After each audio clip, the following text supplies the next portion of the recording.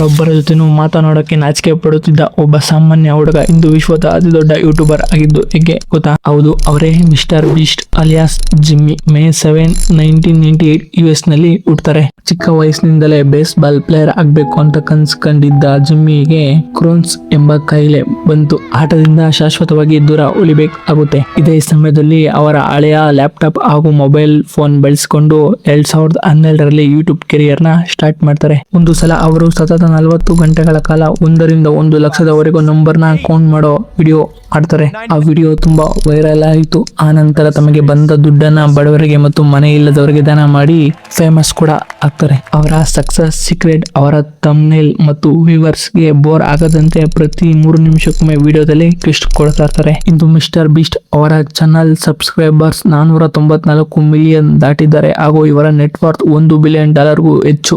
ಒಬ್ಬ ಸಾಮಾನ್ಯ ಹುಡುಗ ಈ ಸಾಧನೆ ನಿಜಕ್ಕೂ ಅದ್ಭುತ. ಈ ವಿಡಿಯೋ ಇಷ್ಟ ಆಗಿದ್ರೆ ಲೈಕ್ ಮಾಡಿ ಹಾಗೂ ಇದೇ ತರ ವಿಡಿಯೋಸ್ಗೆ ನಮ್ಮ ಪೇಜ್ ನ ಫಾಲೋ ಮಾಡ್ಕೊಳ್ಳಿ. Thank you.